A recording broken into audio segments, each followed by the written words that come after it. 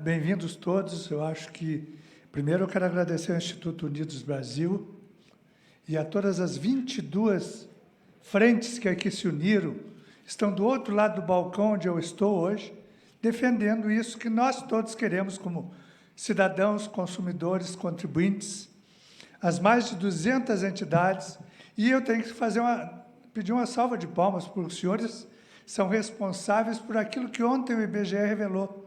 Nós chegamos ao menor índice de desemprego desde 2015, 7,7%, 99 milhões de brasileiros ocupados, embora a gente saiba da precariedade de 40% desses empregos, mas eu saúdo o empreendedorismo, que é responsável exatamente por isso. Tá? E eu, como disse, eu também não sou só servidor público, eu entrei no serviço público em 87, na condição de fiscal de contribuições previdenciárias, lá em Novo Hamburgo, na Grande Porto Alegre, mas antes disso eu tive 15 anos desse lado do balcão, no tempo que se dizia somente empregado registrado. Hoje nós tucanizamos, né? São colaboradores, todos somos colaboradores das empresas. Então, o que eu vejo é o seguinte: nós todos queremos isso que os senhores estão defendendo.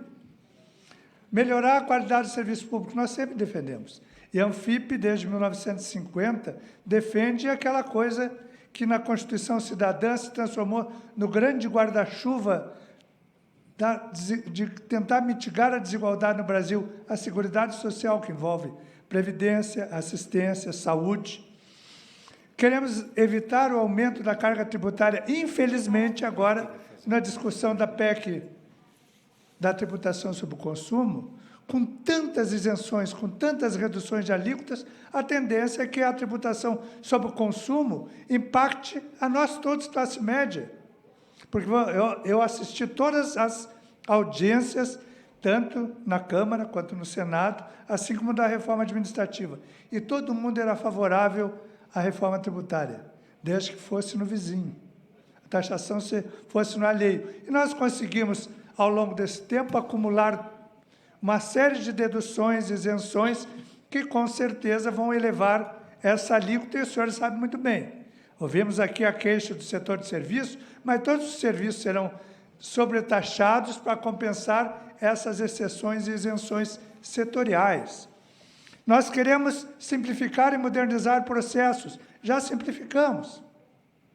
Mas o governo e o grande Big Brother, que é o GovBR, que nós temos aí o grande irmão, parece que desconhece que 40% da nossa população é excluída digitalmente. O meu INSS, que faz com que mais de 2 milhões de brasileiros estejam na fila, também é digital. Como é que o empregador ou empregado rural, lá dos rincões do Brasil, vai ter acesso se ele não tem internet, não tem celular, não tem agência da Previdência, não tem atendimento presencial? Tudo isso nós nos queixamos. Nós nos queixamos na cidade, quando a gente vai atrás da administração da prefeitura, ou dos serviços concedidos ou permitidos, e não temos um bom atendimento. Quando a gente vai no Estado e não consegue ser atendido no Departamento de Trânsito, na Secretaria da Fazenda, ou quando vai na Receita e não consegue acessar o ECAC para poder cadastrar, ou o SICALC para pagar as dívidas, porque tem que passar pelo padrão ouro ou prata do EGOV para poder acessar tudo isso. Então, nós temos, de fato, um Estado ainda em construção. Temos avançado, a Receita Federal é considerada ilha de excelência, mas, efetivamente, eu quero fazer um merchandise. Eu acho que nós estamos debatendo aqui, defendendo o que o presidente desta casa pede, que é a reforma administrativa, mas eu gostaria que os senhores soubessem o que é a reforma administrativa. Nós temos um hot site, como temos da reforma da Previdência, temos da reforma tributária, lá no nosso site, anfip.org.br/reforma-administrativa. Lá estão todos os textos, desde setembro de 2020, todos os pareceres, análise de institutos de pesquisa, de Fundação Getúlio Vargas, de DIEESE e de setores empresariais sobre esta reforma administrativa. Reforma administrativa, me permita, Natália, só avançar no seguinte: ela começou em setembro de 2020, ou seja, nós estamos há 3 anos debatendo essa matéria, em que se pretendia somente alterar dispositivos para servidores ocupantes de cargos efetivos, que são os servidores públicos concursados, e os empregados públicos, que são aqueles admitidos no regime seletista ainda. Pois ela foi alcunhada, na época, de PEC da nova administração pública. E, ao tramitar lá no primeiro passo, a CCJ da Câmara, ela modificava, na época, 27 trechos da Constituição e introduzia 87 novos. Tinha lá a contratação, a remuneração, pretendia o desligamento de pessoal, acabar com a estabilidade. E, acima de tudo, que todas essas, a grande maioria das regras valessem só a partir das novas admissões. A PEC original tinha regras transitórias. Ela tratava de atuação dos entes federativos e, no debate, na CCJ, o então relator, deputado federal Darcy de Matos, que aprovou o seu relatório, vejam só, mais de 6 meses, entre setembro de 2020 e 25 de maio de 2021, foi a tramitação na CCJ, porque só foi instalada ou entrou em votação no início da legislatura. Pois tinha uma série do que o governo hoje chama de genialidades. Isso que o governo disse, que o presidente às vezes exagera também no seu discurso, ele também comete genialidades, e o governo anterior tinha genialidades na proposta.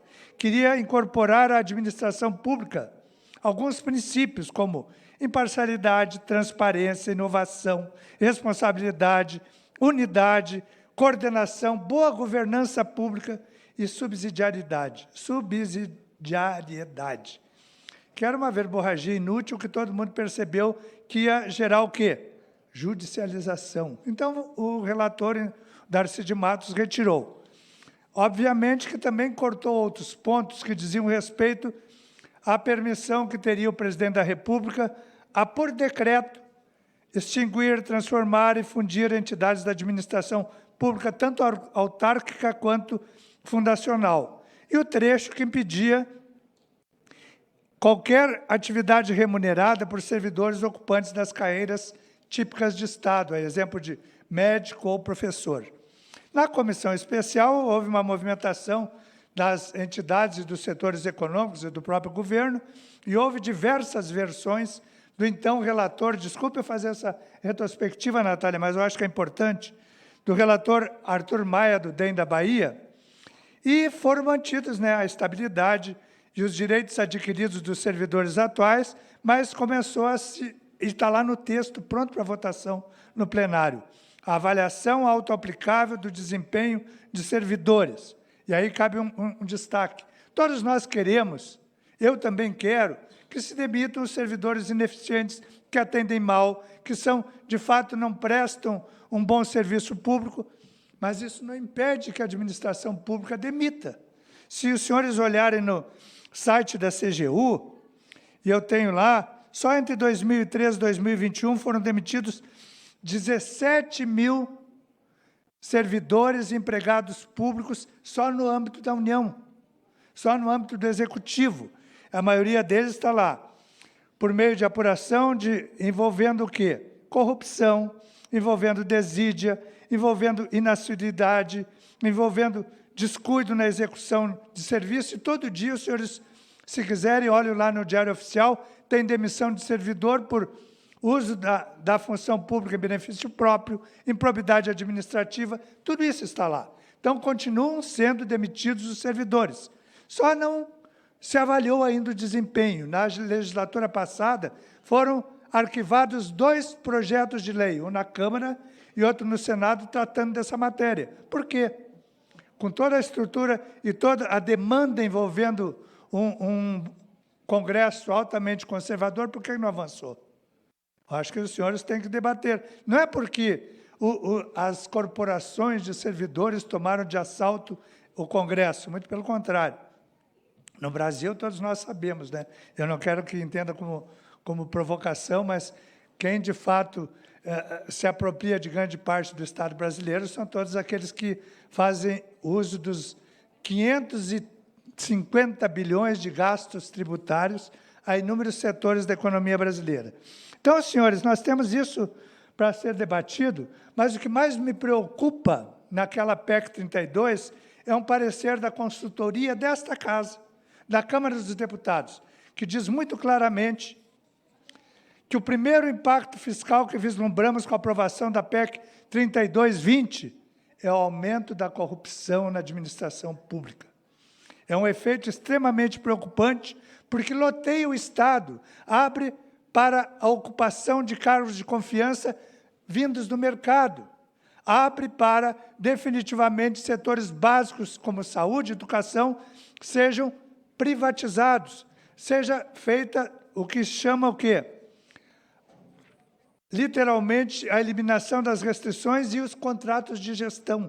Ou seja, nós temos que lutar contra isso, nós temos que ter combate aos supersalários, mas não fazendo com que, no Executivo, o combate aos supersalários exista, e o teto é do ministro do STF, nos estados é o teto do governador, nos municípios é o teto do prefeito, mas aqui o governo, o próprio presidente que convocou essa Assembleia, está defendendo que, a par de combater os supersalários, concede a um determinado poder uma série de vantagens extrateto.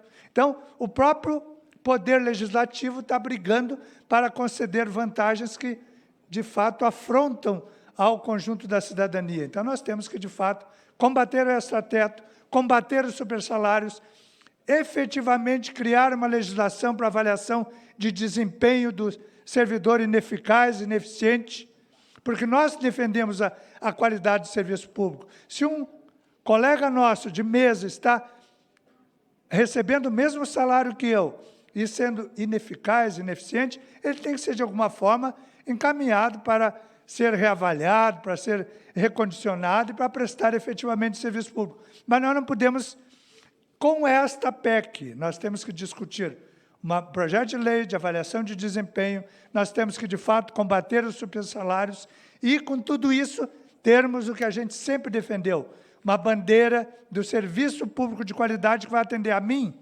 como contribuinte, como consumidor e como cidadão. Muito obrigado.